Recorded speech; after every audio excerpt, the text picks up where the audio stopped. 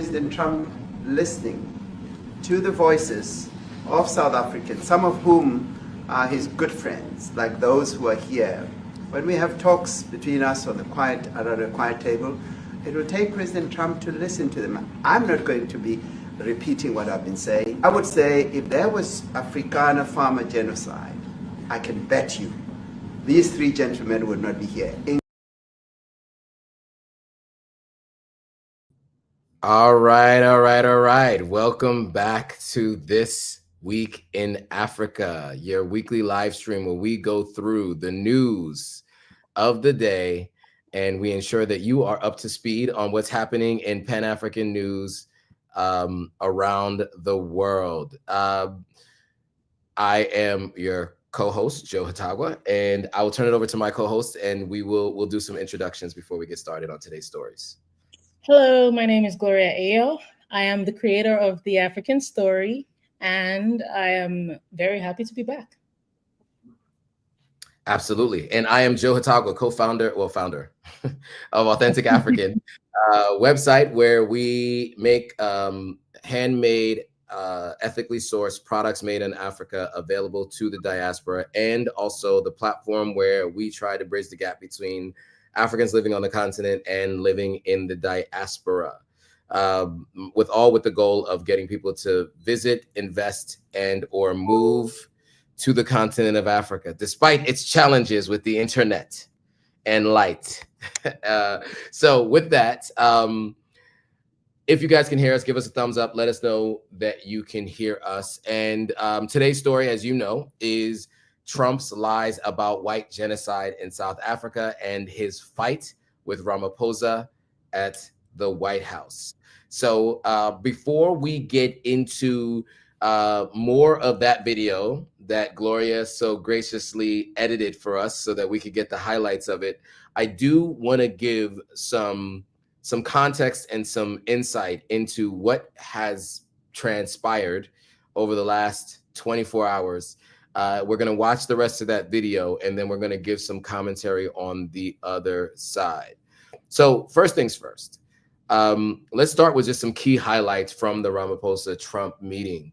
So the meeting between Donald Trump and South African President Cyril Ramaphosa at the White House was marked by Trump confronting Ramaphosa with claims that white farmers are, quote unquote, fleeing from South Africa due to what he calls violence and what he also termed a genocide against white South Africans. So Trump presented videos and news reports. Okay. He presented videos to support his assertions. However, Ramaphosa firmly rejected the idea that there is a systematic prosecution or persecution of government policy targeting white South Africans, emphasizing that such incidents are not state sanctioned. Elon Musk, a South African-born businessman and of course Trump advisor, and not just advisor, but investor in his campaign, or donor, I should say, in his campaign, attended but did not participate in the discussion. Trump had previously echoed similar claims, though these have been widely discredited. So prior to this meeting, Trump had mentioned that he was not likely to attend the G20 summit, which is supposed to be in South Africa. So, you know, also there were trade relations that were discussed in this particular meeting, particularly focusing on South Africa's 30% tariffs on certain goods. Ramaphosa sought to address what he called misrepresentations in South Africa and to pursue new trade agreements. There was also discussion of the Ukrainian war. There was also the additional discussion of the ICC case against Israel. The leaders briefly discussed the International Criminal Court's investigation into Israel for alleged war crimes. So just really quickly, so fact-checking Trump's claims before we get into this video. First of all, Trump's assertion of a genocide against white farmers in South Africa is not supported by any available evidence anywhere. Multiple sources confirm that while violent crime is a serious problem in South Africa, the murders of white farmers constitute a very small fraction of the country's overall homicide rate.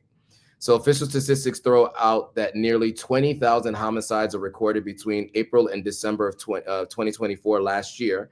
Only 36 of them were were associated with farms or small agricultural properties, and just 7 victims were actual farmers. Most victims in farm-related killings are actually Black farm workers. Now, there's much more to go through, but I will go through that after we watch the video. We can get into the video and give some more commentary on the other side.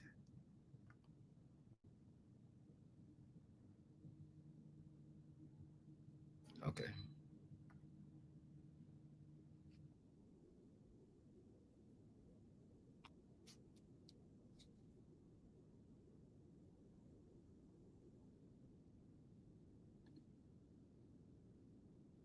News stories. Yes, Honorable Member. It must never be smart that at some point there must be killing, because the killing is part of a revolutionary act. Shoot to kill. No, sir. Kill the poor. Where that is, Mr. President. Over 1,000 I'd like of to white farmers, and those cars are lined up to pay love on a Sunday morning. Each white farmers, the family of white farmers. And those cars aren't driving, they're stopped there to pay respects to their family member who was killed. Mr. President, accepting a Qatari jet to be used as Air Force One, perhaps. What are you talking about? What are you talking about? You know, The Pentagon. you gotta get out of here.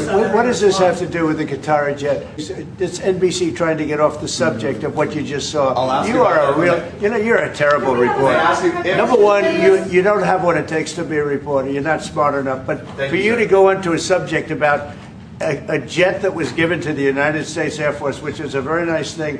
They also gave $5.1 trillion worth of investment. Brian Roberts and the people that run that place, they ought to be investigated. And you're a disgrace. No more questions for me. Look, these are articles over the last few days.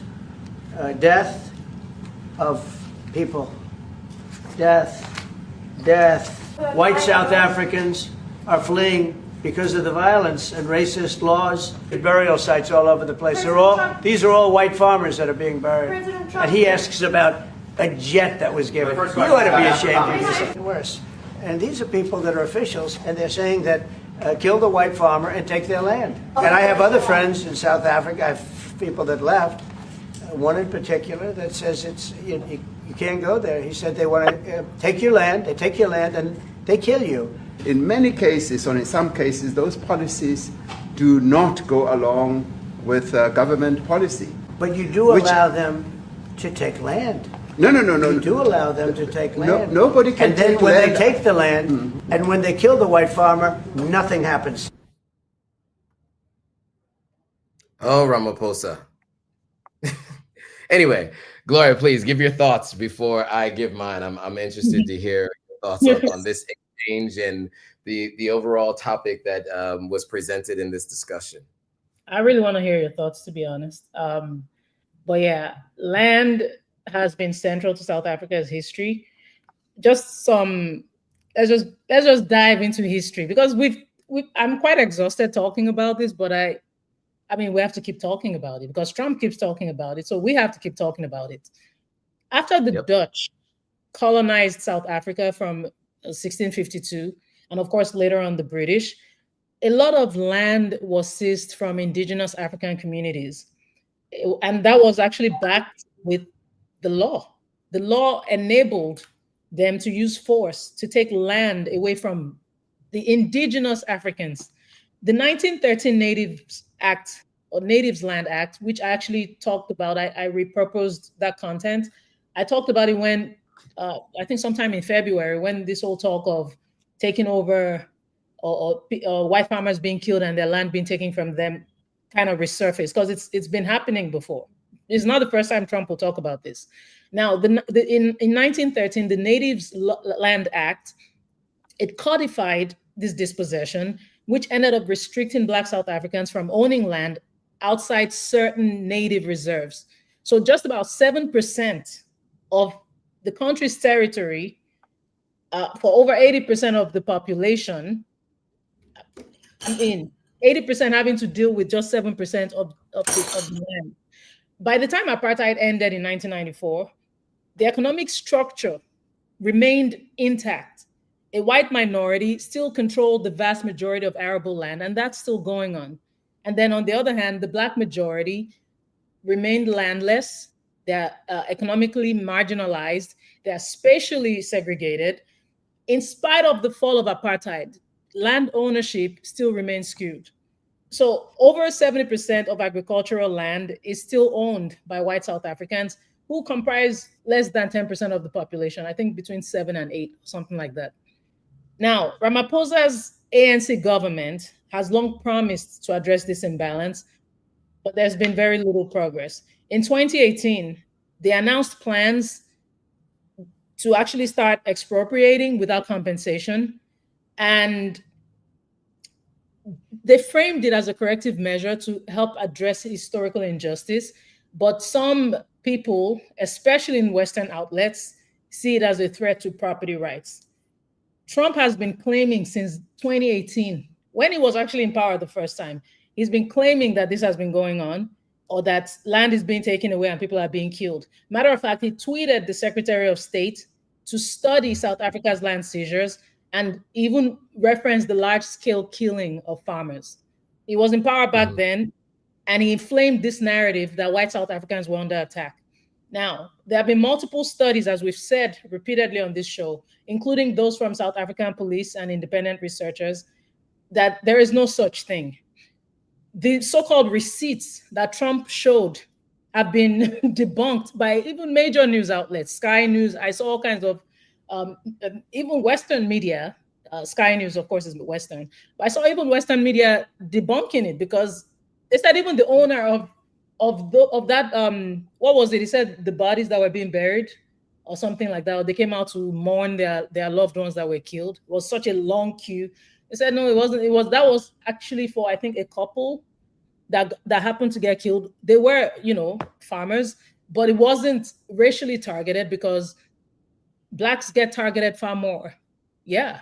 And so it's not a thing by virtue of, I guess, the population. Blacks are actually bigger victims of the crime rate in South Africa, which I've said before on my platform, that South Africa is where it is because of this same injustice. The crime rate is high because of the marginalization of the indigenous Africans. Now, Ramaphosa meeting Trump at the White House, I knew it was a bad idea. I remember thinking, oh Lord, he's walking into the lion's den, and into the lion's den he went. Many expected, even in spite of our concerns, that he would at least use the opportunity to firmly explain South Africa's position and help correct this very misleading narrative. And this would have also been a great opportunity to educate global audiences about how deep inequality goes. But that did not happen. I don't know if it was diplomatic caution. I don't know if it was him, strategically hesitating, but his failure, his inability to clearly assert the historical context of land reform left a vacuum that Trump jumped right into. And that was not a good look for the entire continent, because it's time for our leaders to start portraying us with dignity, like a Kwame Nkrumah would have done, a Thomas Sankara would have done. It's not enough for you to govern people. You need to be able to tell our stories effectively. And as much as Ramaphosa was very calm, he was very composed. Matter of fact, some people praise him for that. Thank you for being calm and composed and diplomatic, but that wasn't a good look for Africa. Because Trump, if there were judges, if there was a panel of judges, Trump actually won that argument, even though you would have argued on the side of truth and facts, but you gave it to Trump. Right. I don't know why. Anyway. Yeah, I agree 100%. I mean, look, I think to your point about him, capitulating, I think it's because, he's trying to get this 30% tariff removed. Right. And so, that when it comes to Trump, you have to play to his ego, right? You have to stroke his ego. You saw what happened when Zelensky was in the White House and, he pushed back a little bit. You saw how that conversation went. And so that's something you have to do in private with Trump. You can't do that in public. But But I will say that even still, though, it's important for him to fact check even calmly and politely, because he looked like he didn't know what was going on. You know, Julius Malema, by the way, is a very, very popular political figure outside of South Africa. You know, obviously he didn't win the presidency during the last election. Ramaphosa was reelected. And, you know, yeah, I mean, I would say that, you know, that video was from, I think his political parties, it was an anniversary, I think it was. And they did the song that they normally do, the Shoot the Boer, whatever it's called. And I think it's a symbolic song. It's largely symbolic. But when that happened, I remember Elon Musk tweeting Ramaphosa and saying, you need to do something about this, right? And I think at that point in time is when he probably put it on Trump's radar. And that's when these kinds of conversations were happening. Now, to the point of genocide, let's be very specific.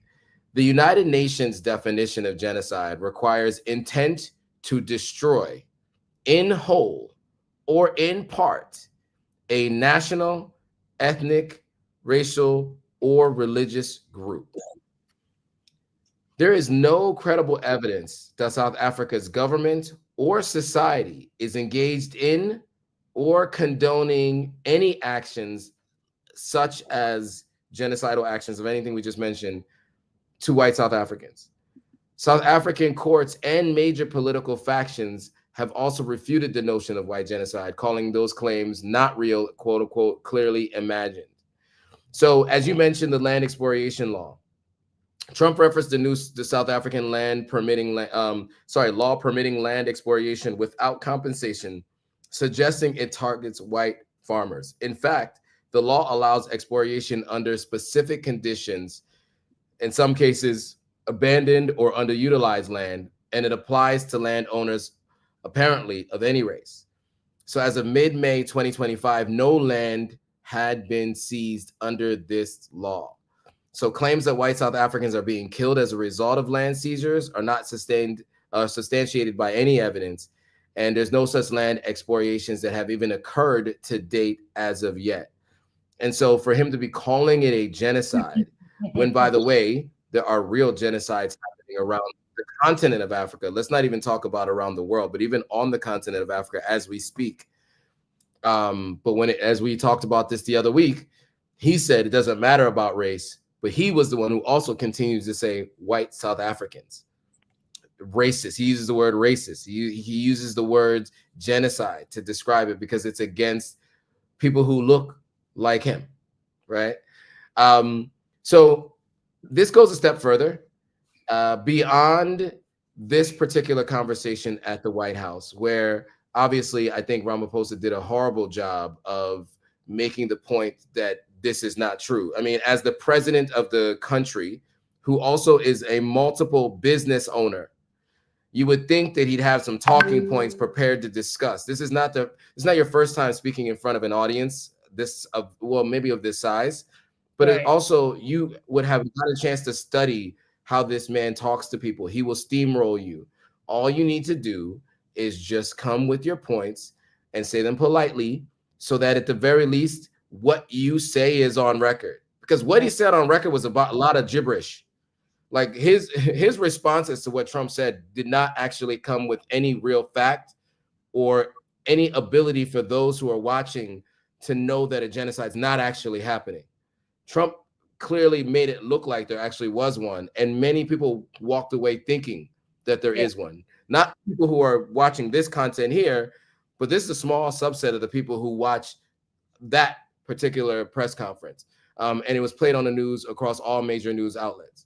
So with that, I do want to move next to a tense exchange on the Senate floor where Senator Tin Kaine pressed now Secretary of State Marco Rubio over his claims that Afrikaners face greater persecution than other groups.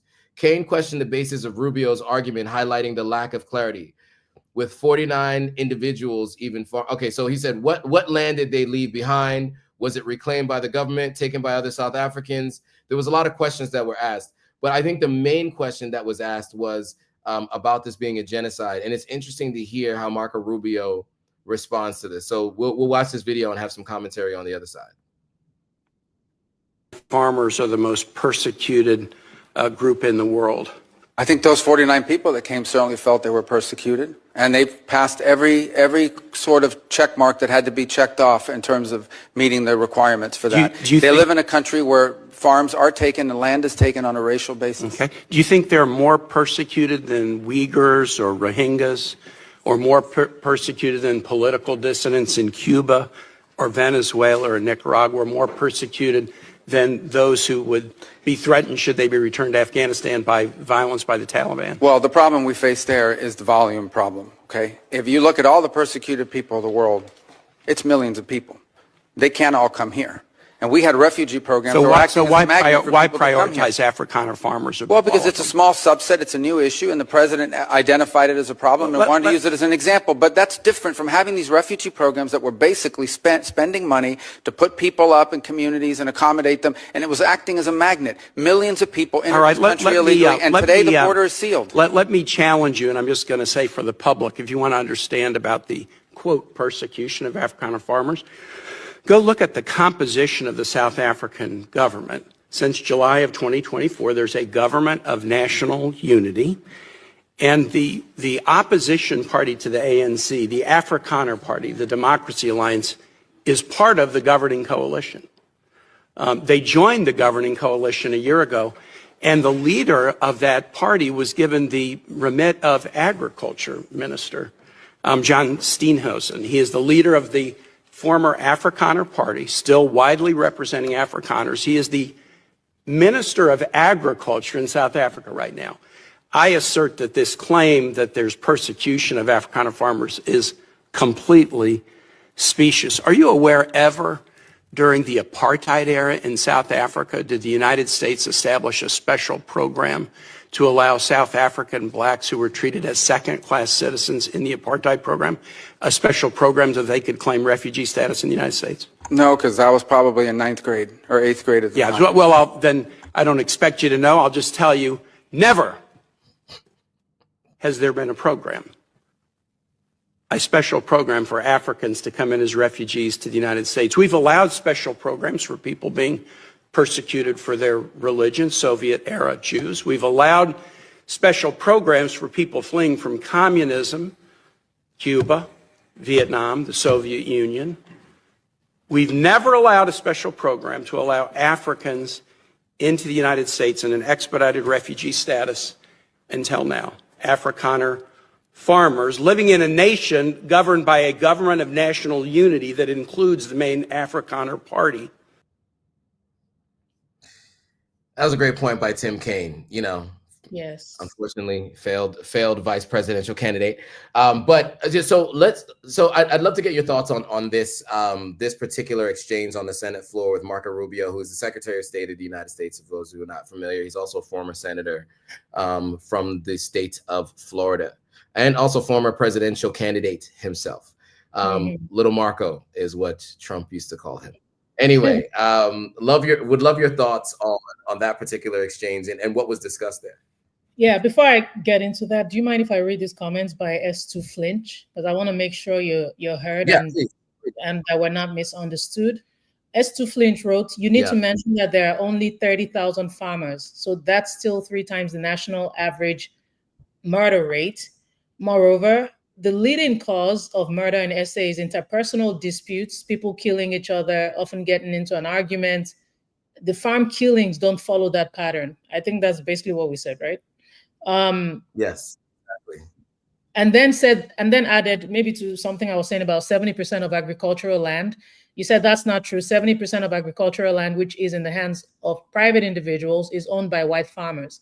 That's about 28% of the land. Read the SA government report.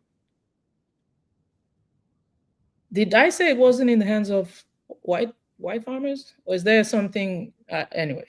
I think you were misunderstood. I think that was the thing. Yeah, I think everybody watching understood what you were saying. Okay. I think we have one person who maybe misunderstood what you were saying, because this is in violent agreement to what you said. You said, but it sounds like it's in opposition of what you said, but it actually agrees with what you said. Oh, okay, got it. So I want to make sure that because you're making some really good points, and I want to also acknowledge those.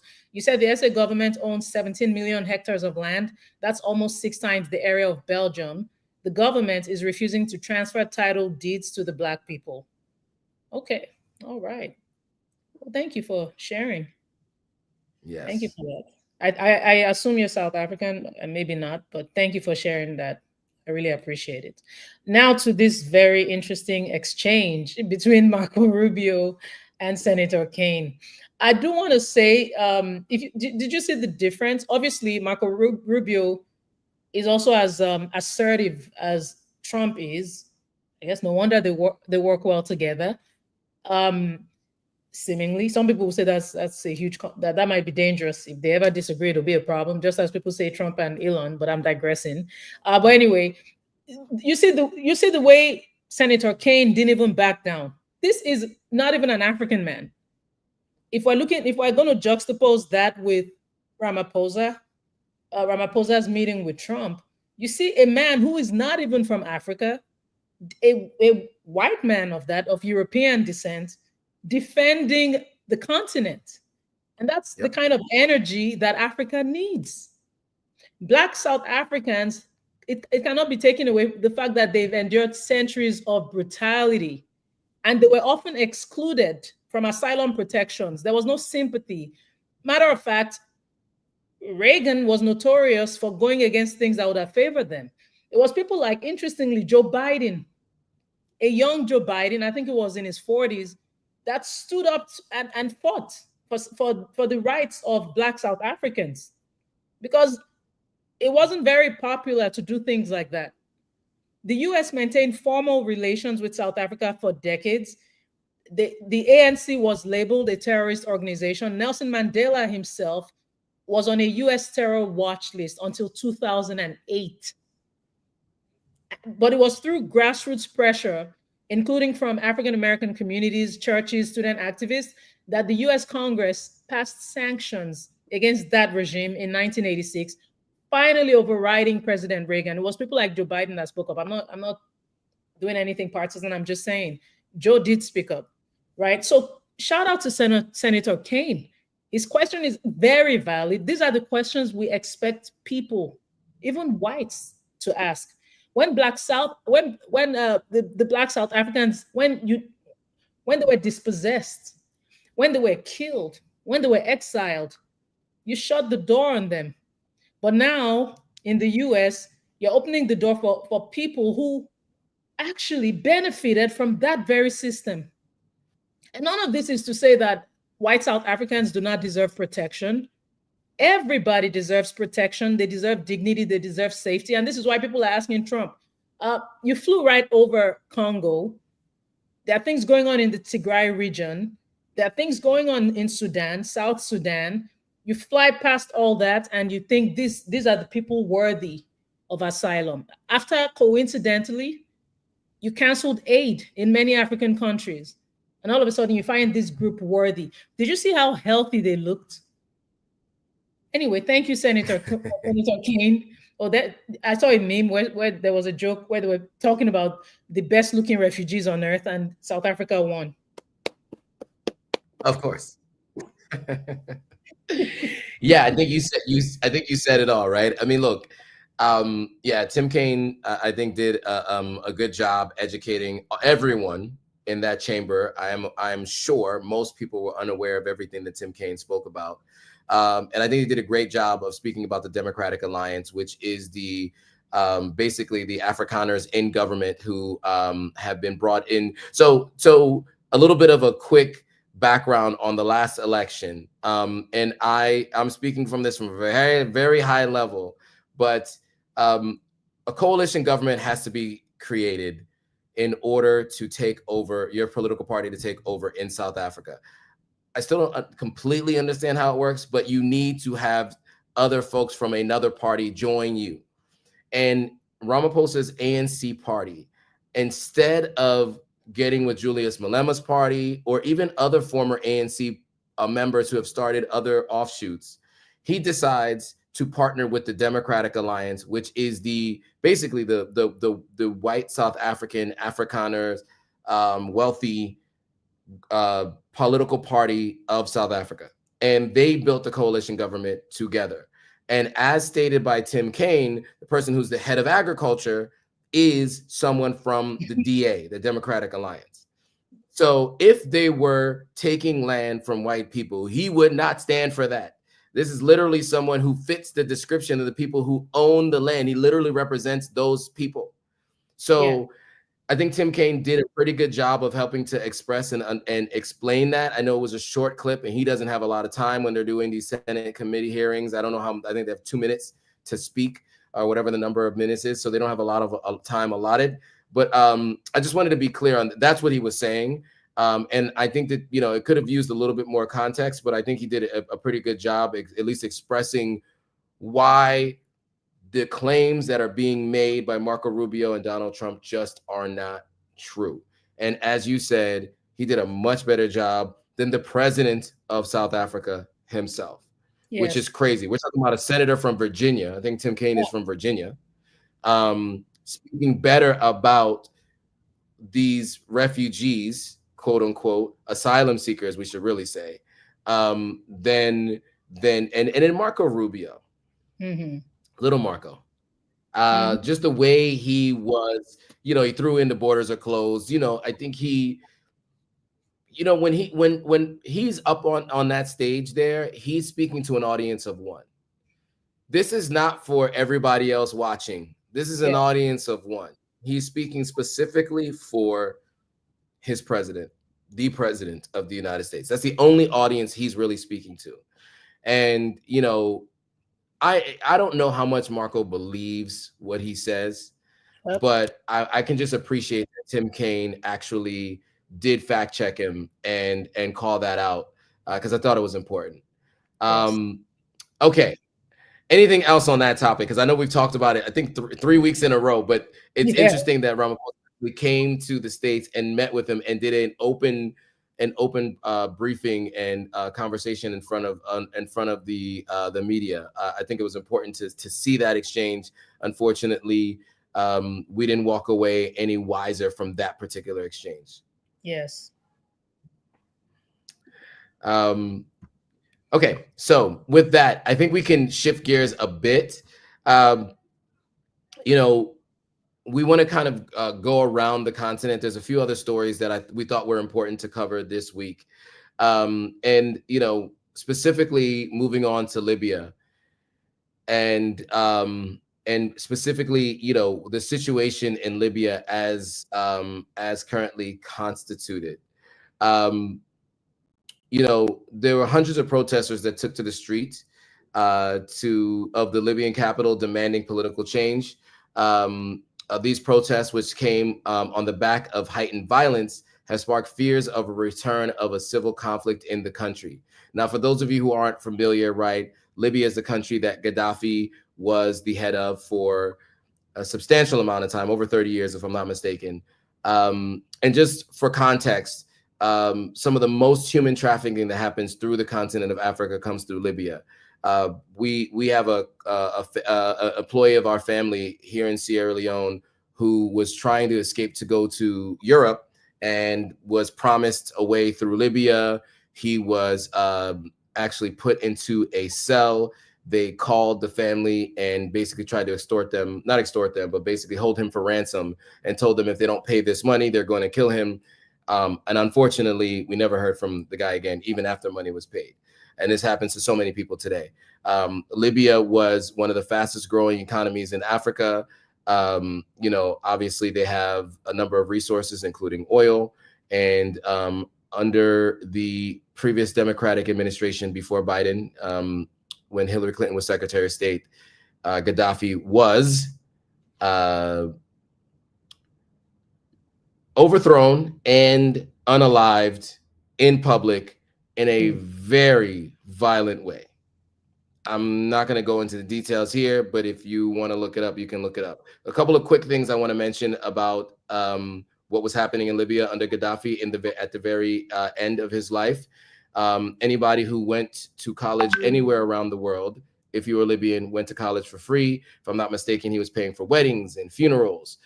He lived in a tent. He said as long as his people did not have housing, he would live in a tent because he was not going to live in like a royal or a giant presidential palace if his people did not have housing. And, you know, obviously he was talking about the United States of Africa. He was the head of the African Union for a while. And, you know, obviously building a huge profile for Libya. And yeah, he was unceremoniously unalived in public in a very violent way. So just to give that background a little bit, because we're talking about a country that not too many people are familiar with. It doesn't get talked about a lot. But if you've heard the name Gaddafi, this is the country in which he was running. So I do want to play this video really quickly, and then we'll have some commentary on the other side. The State Council has called on Libya's parliament to jointly select a new prime minister to replace the current chief, Abdelhamid Dbeibah. The High State Council, the highest political entity, has also annulled all security measures adopted by Dbeibah, claimed to be the cause of the latest upheaval. 6 government ministers have reportedly resigned in protest of Dbeibah's handling of the crisis. On Friday, mass protests engulfed the capital Tripoli, calling to sack Dbeibah's internationally recognized presidential council. One security officer was killed as protesters tried to storm into the government headquarters. These developments have followed clashes that erupted in the densely populated areas in the capital Tripoli and other cities across the country. Since the assassination of State Support Apparatus SSA Chief Abdel Ghani al-Kikli last week, a security authority established by Dbeibah's government. According to independent watchdog National Institution for Human Rights, 53 civilians were killed, including 4 females and 2 Egyptian and Nigerian residents, while 10 unidentified bodies were found. The UN has called for calm. Meanwhile, Prime Minister Abdelhamid Dbeibah is fighting back, accusing rivals of destabilizing the country. He defended the SSA, claiming it has created enemies while successfully retaining security. The next couple of days could be critical, as the High State Council has set a 48-hour deadline to appoint an interim prime minister and government. If current Prime Minister Dbeibah and his armed allies resist this decision, then the North African nation could be up for an even more violent and chaotic period ahead. Yes, Hakeem for CGTN. So yeah, and one thing I forgot to mention before we went to that video was, you know, the United States has said for at least the last 20 years that we do not believe in regime change, and we do not believe in involving ourselves in foreign countries and helping to overthrow governments, although, as you know, we do. And you'll notice that in Iraq, Afghanistan, Libya, and anytime the United States takes its hands and meddles in a foreign country with regime change, that country ends up in a much worse place than it was with the leader that the United States did not agree with. Look at Iraq. I mean, that's a perfect example. Afghanistan as well. The Taliban is now running Afghanistan. And then look with Libya, you could see what's happening there now. So anyway, I just wanted to mention that. I should have said that before we played the video, but I did want to mention that. Gloria, your thoughts on what's happening in Libya right now and what was discussed in this particular video with this assassination and the other killings that happened? Yeah, you know, Libya is basically split into 2. Rival militias in Libya have so much power and influence. The GNU, the Government of National Unity, relies on these militias for security, and this has made it very hard to establish a unified national military force. Now, this recent violence did spark protests, and people are now, you know, as we know now, demanding the resignation of Prime Minister Dbeibah. I struggle with pronouncing his name, Dbeibah. But a lot of demonstrators are accusing his government of corruption, and they're accusing him of failing to deliver on promises to stabilize Libya, to have democratic elections. And 3 ministers ended up resigning in solidarity with the protesters. We cannot deny the Muammar Gaddafi factor. You know, following the 2011 NATO-backed uprising, which you referenced, that led to the ousting and his death. we can't deny that Libya has since descended into a state of lawlessness and division. And even Obama expressed regret. He said if there was one thing he regretted was, the fact that they didn't even have a plan for Libya. They didn't think it through, that decision they made. A lot of factions, a lot of militias keep vying for control. And this has led to 2 civil wars. It's led to the establishment of rival governments in the East and in the West. And in spite of a UN brokered ceasefire in 2020, the formation of the GNU in 2021, the country still remains deeply divided, and the conflicts just seem to never want to stop. And in all of this, the African Union is saying, the Peace and Security Council of the African Union is saying they're going to be meeting to discuss this situation and see if there are options to help Libya finally, have peace and stability.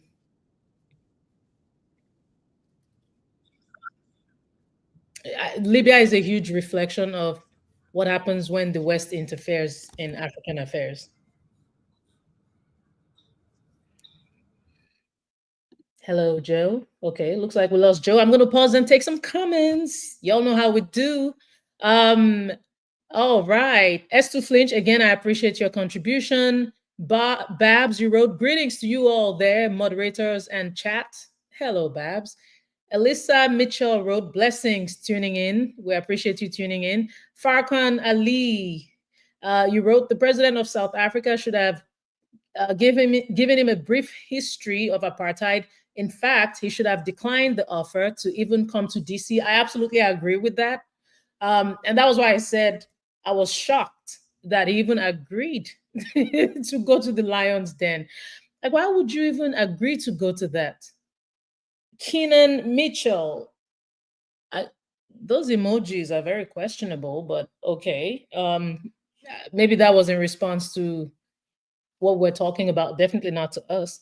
Babs, you wrote, why doesn't Mr. Trump help to stop the genocide going on in Congo against the Hutus right now as we are talking? And you added, there's another genocide going on too in Sudan. Why doesn't he help those countries in need? And I don't know if you're aware, but Trump did mediate or try to mediate. Again, Marco Rubio was there, tried to mediate the conflict between the DRC and Rwanda. America had to step in, which was very questionable because we addressed that a few weeks ago. Why is America yet again involved in African affairs? Keenan Mitchell wrote, yes, Ramaphosa should have asked him to take refuge. Okay, I don't know what that is in reference to, bear with me. And you added, South African president should have asked Trump to take refugees, okay, from Sudan, the DRC, Tigray. I absolutely agree. You see what I mean? Like those are the kinds of points we were hoping Rama would make, but we can only wish. So Joe, let us know when you get back. You look frozen. So let me keep. I'm back now. Can you hear me? Can you see me? Yes. Am I? Okay. Welcome back. All right. There's a little bit of a delay. Yes. Thank you. There's a bit of a delay. So sorry about that, guys. My internet has been interneting.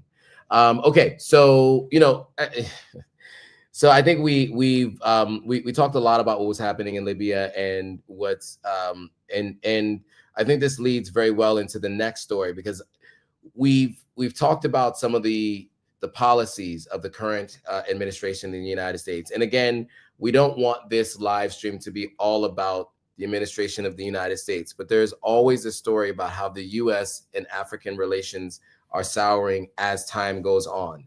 Literally every week, there's a new story about how the US and some country in Africa has some kind of dispute. And so we just think it's important that we talk about it, because many of you who are watching this are spending time and or living in the US. And we think that this has a global impact. So with that, there are reports that there is a possibility of Palestinians being shipped off to Libya. And I want to give a little bit of context and insight into what exactly I mean by that. because I don't know how many people are aware of this story. In the last 3 days, it has become apparent that the Trump administration is working on a plan to permanently move 1 million Palestinians to Libya. So we just watched a story about how Libya is not such a stable country at this point in time. And it's not, first of all, it's not even the home of Palestinians anyway, but to move Palestinians there because, you know, obviously because the administration of the United States, the current administration just thinks that if a certain group of people look like each other, we should all go there. So all the Africans and should go to, you know, to Rwanda. All the Latin Americans should go to Venezuela, and all the Palestinians should go to Libya. So real quick, you know, just some background. The Trump administration, like I said, is working on a plan to permanently relocate up to 1 million Palestinians from the Gaza Strip to Libya. 5 people with knowledge of the effort had told NBC. The plan was under serious enough consideration that the administration had discussed it with Libya's leadership. 2 people with direct knowledge mentioned. In exchange for resettlement of Palestinians, the administration would potentially release to Libya billions of dollars of funds that the U.S. froze more than a decade ago. No final agreement has been reached, and Israel has been kept informed of the administration's discussions with those same 3 sources. The State Department and the National Security Council did not respond to requests from NBC and others. But let's go to this video, and we will have some commentary on the other side.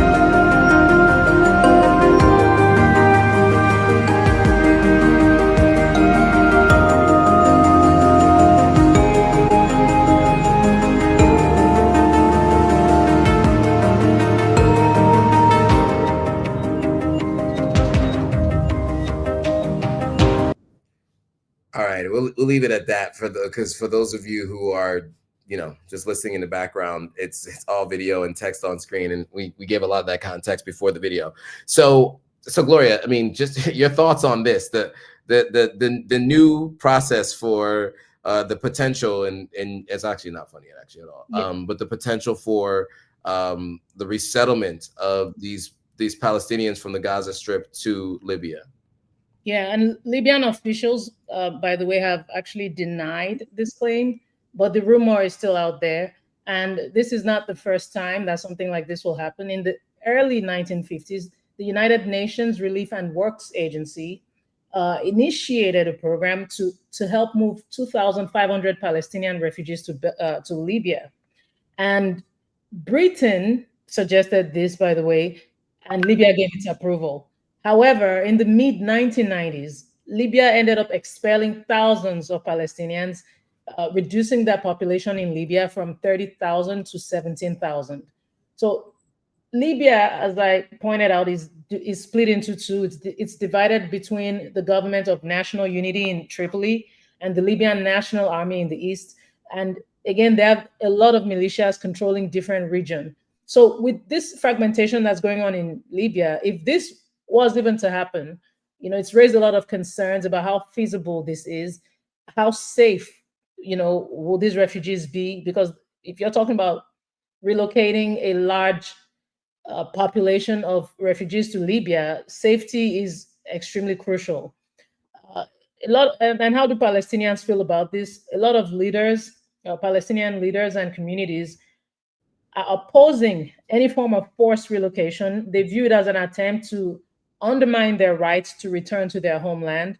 Many Palestinians are saying that this reminds them of the 1948 Nakba, which actually led to the displacement of approximately 700,000 Palestinians.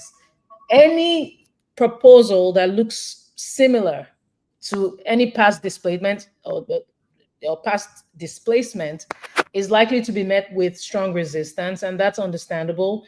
And I mean, in conclusion, while you know the reports of a U.S. plan to relocate Palestinians to Libya seem to have surfaced, you know, there have been denials officially, and historical precedents are suggesting that it's highly questionable. I don't think it will happen, but I think we should keep our eyes on that one.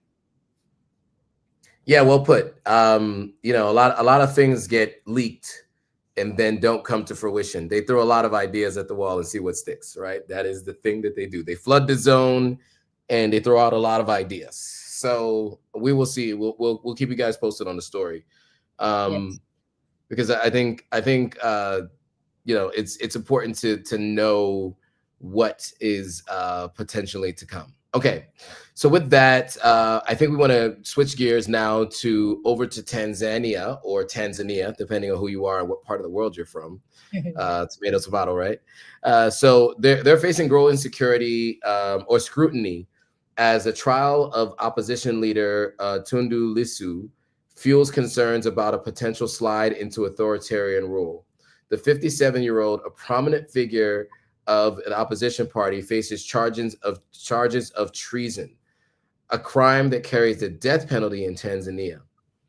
He was arrested in April for allegedly inciting Tanzanians to disrupt the upcoming presidential elections in October, from which his party is barred from participating. The current president's administration is now under intense criticism for what many perceive as a systematic erosion of civil liberties and the deployment of heavy-handed tactics to silence dissent. She is also under fire for a crackdown on his external supporters as well. Kenyan activists were barred from showing their solidarity with Lissu in court and deported from Tanzania shortly after their arrival. Among them were Kenya's former Chief Justice, an ex-Justice Minister, and many human rights activists. So the situation in Tanzania reflects a troubling trend in East Africa. Ugandan's opposition leader also faces treason charges and the lead up to a January 2026 presidential election. You know, transnational repression is rising, with opposition figures pursued across East African borders, abducted and imprisoned back home. So, you know, without further ado, let's just get right into the video. And we're going to have some commentary on the other side. Dictatorship? That's the worry in people's minds amid the treason trial of opposition leader Tundu Lissu. The 57-year-old could face the death penalty if convicted. Lissu was arrested in April 2025 over an alleged call for disruptions to October's general elections, from which his Chadema party is barred. President Samia Suluhu Hassan is accused of curtailing civil liberties and using heavy-handed tactics to silence the opposition. She alleges foreign meddling. Kuna majaribio kadhaa. Niwaombe sana vyombo vya ulinzi na usalama na nyinyi wasimamizi wa sera zetu nje kutoa nafasi kwa watovu wa adabu wa nchi nyingine kuja kutovuka hapa kwetu. Hapana. Kenya's former Chief Justice, human rights advocates, and an ex-justice minister were deported after arriving in Tanzania to support Lissu in court. In neighboring Uganda, opposition leader Kizza Besigye is also facing treason charges. It scuppered his hopes for the January 2026 presidential election. With opposition leaders branded traitors, some say elections in East Africa are turning into an empty political ritual. Tanzania historically supported liberation movements under Pan-African leader Julius Nyerere. That legacy could now be under threat from growing authoritarianism. So, Gloria, what are your thoughts? We've spoken about her in previous live streams. Yes.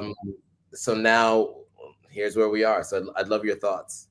Thank you. And I'm such a, I'm a big fan of people or opposition leaders throughout the continent who dare to speak truth to power and challenge, situations that have put Africa where it is. Of course, Senegal, Usman Sonko, I'm such a fan. Bobby Wine of Uganda, I'm such a fan. Peter Obi of Nigeria, I'm such a fan. Yeah, quote me, because these are people who consistently, regardless of the threats, speak truth to power. Malema, whether or not you agree with his party, is somebody worthy of admiration because this is the man now, and that's why some people said Malema should have been the one to face Trump. This is a man who is bold and he speaks. He does not care. You know what it takes to actually speak truth to power? Your mental. You know what I mean? You're literally putting your life on the line. So in Tanzania, for me, it's Tundu Lissu. Is somebody I actually admire. Now, somebody had written on this platform that he's actually a puppet of the West, and I will address that in just a bit. But just to give some historical background on Tundu, because he's not new to this. In 2010, he actually got involved in politics under the Chadema party.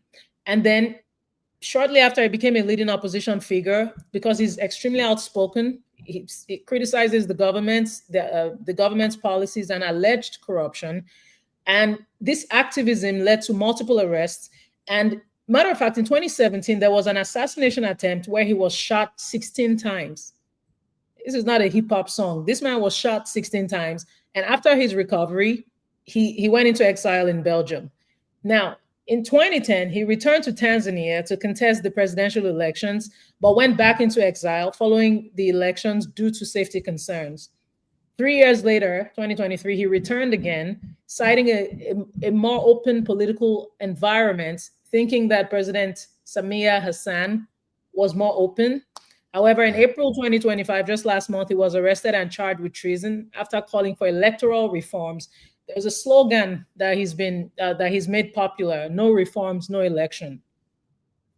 And they've criticized this, saying that he's coming for the government, and they've accused him of being a Western puppet. And I'm sure that's also because he has the backing of human rights organizations. They said, why would you actually clamp down on somebody saying that or somebody calling for reforms for an election? Throughout Africa, we need reforms to our elections. Now to that comment about him being a puppet of the West. A lot of government officials, a lot of supporters of the ruling party have actually put that out there. And there are two reasons for this. One, Tundu studied abroad, and then he gets support from international human rights organizations. But the irony is that Tundu himself constantly advocates for Tanzanian sovereignty and keeps asking for democratic reforms. The situation going on in Tanzania is so tense. I've expressed my disappointment with the president. I wish, a woman in power, like, girl, this could have been extremely historic, but you're doing so. I mean, what would encourage us to have more female leaders step up? You know what I mean? And that's why I compared her with the other female president, who is the only second female president on the continent in Namibia, and how hopefully she stayed, because and even same thing for opposition. You just never know who may come in and then do something differently after they're in power. And this Bobby Wine actually said this. Uganda's Bobby Wine said this, that's one of his fears. So he has a group to check him and make sure he's grounded. But this arrest of Lissu and even the deportation, because they had foreign activists coming in to support him, they were deported. Make it make sense. Yeah, I mean, and I'll just add one thing, and you mentioned this as well. I think when you have a person of any protected class or minority group who steps into a position of power, they now set the precedent for everyone else who comes afterwards, whether that be someone else who has to live up to that, or whether or not other people will then say, we don't want another one of that, so we're not voting for anyone who looks like that, right? And in this case, we're talking about a woman who was, highly touted and respected, was obviously called you know, some progression in East Africa, seeing a woman running the country there. And, you know, but I don't think it matters what protected class you come from if you are not operating within the best interest of your country. And so I think that that's something that we'll have to follow and see what ends up happening. I mean, if he's, you know, this punishable by death, being, you know, labeled a traitor. So I guess we'll see what happens with the opposition leaders, what evidence they can bring against them. And if she actually does end up having free and fair elections in her country. And we will continue to keep you guys posted on whether that does happen or doesn't. Okay, with that, that was the Tanzania story, and then lastly, we will head over to Angola, or specifically Gabon, actually. So Gabon's ousted former president Ali Bongo has now flown to Angola with his wife and son, who you guys might remember when he was saying, "Make noise, make noise." We played the video a couple weeks ago. I know you would say, "Yeah, go back to that." Of course. He mentioned his son in that because he was held, you know, in you know, after they overthrew the government, he was basically held captive in was it a hotel, or yeah, I think it was in a hotel. And so yeah, so he is now flown to Angola with his wife and son, who had been freed almost 2 years ago after being detained following the coup, Angola's presidency said on Friday. So with that, let's get into the video and have some commentary on the other side. Let's see.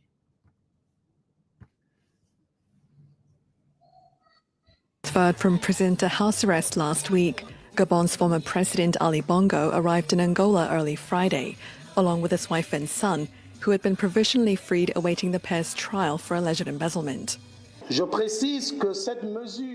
I would like to make it clear that this measure, this decision to grant provisional release, in no way interrupts the normal course of the proceedings, which will continue until a fair, transparent and timely trial is held.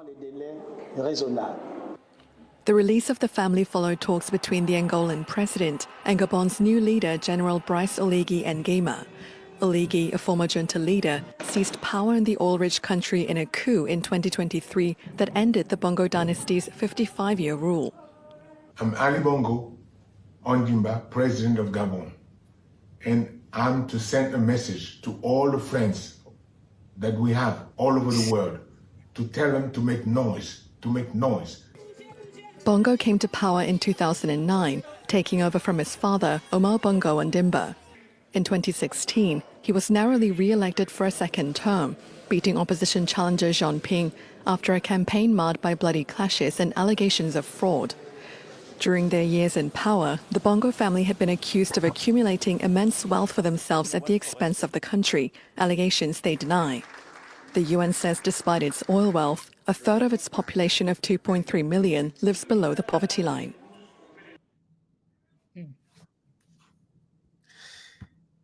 Thoughts on Ali Bongo going to Angola? Do you think he'll make noise in Angola? I don't have like a favorite tagline.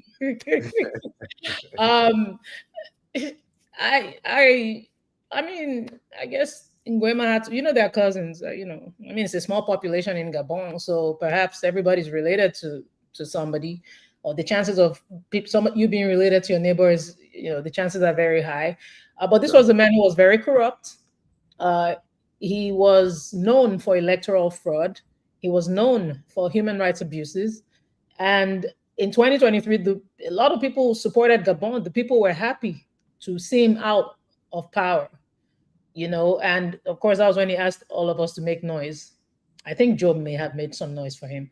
But anyway, now him being in Angola reminds me of Compaoré, who was behind the death of Thomas Sankara, you know, being given relief and, you know, being exiled in Côte d'Ivoire. Sese Seko, who was behind the death of Patrice Lumumba, fled to Morocco. You know, it's Mugabe. Well, this might be a sensitive one, so I'm going to tread very softly. But after Mugabe was ousted, he was granted immunity and he was allowed to remain in the country, which I think is even more fair. But in all of this, Seseseko and Compaore, at least, for instance, and people like them, why isn't there ever accountability? If after everything you do, after all the atrocious things you do, I mean, I just cited examples of people who were behind the death of two of Africa's biggest heroes. They got away with it in a sense because all they got was they were allowed to be. Who are these countries even taking these people? And the AU, by the way, was the mediator of all this. See, the AU can be very active, but I would like more action in areas that I think are even more urgent. Ali Bongo's family enjoyed Gabon's wealth for 55 years. Right. Okay. And some may say this is great for reconciliation, for stability, but what does accountability look like? You know, there were alleged crimes committed during their tenure. How do we make an example of bad leaders in Africa? Because I mean, look at Asia. We've seen what has been done in different countries in Asia. When a government who has been accused of corruption, we see the extreme measures they take. But in Africa, you get to go on vacation for life. Right. And of course, it's Angola. I think I'll rest my case here. Yeah, I mean, look, I agree 100%. I think the idea that they find refuge in other countries, as you said, who are these countries that are allowing them to come there after they've basically destroyed their country, you know, by operating in a coup against someone who was focused on improving the country. Now, in this case, with Gabon, as you mentioned, he was obviously very corrupt. It is his cousin. And so that's not the specific case here in terms of someone who has been focused on improving the country, is focused on enriching himself. But yeah, I think this is another story that we'll just have to watch and see what happens. But it looks like there's going to be a trial that's going to happen in absentia. And so even if he's convicted, good luck getting him back. Yeah, you know, to stand trial. So yeah, we'll follow the story and we'll keep you guys posted. You know, this is one that we wanted to keep you guys aware of because we had talked about, you know, Ali Bongo a couple of weeks ago, and we did do a recent update on what had been happening in the months since, you know, well, in the last couple of months, because it's been a while since the coup. So with that, there's some stories from around the continent that we want to just kind of give you maybe the headlines of, and something that you guys can pay attention and do some research on and check out what's going on there. And so okay. So some of those stories is, okay, so the UN backs Equatorial Guinea in disputed land claim with Gabon. Speaking of Gabon, any thoughts on this particular story? Any context you want to give? Sure. This decision was actually based on a treaty from 1900 between Spain and France, which basically it rejects Gabon's claim based on their on a 1974 Bada Convention. So basically, the ruling is mandating that Gabon withdraws its military forces from the islands, and this has been a point of contention since the 1970s. So yeah, this, I guess, is significant for Equatorial Guinea because the islands are located in very oil-rich waters, and that's actually necessary for or very crucial for their economy.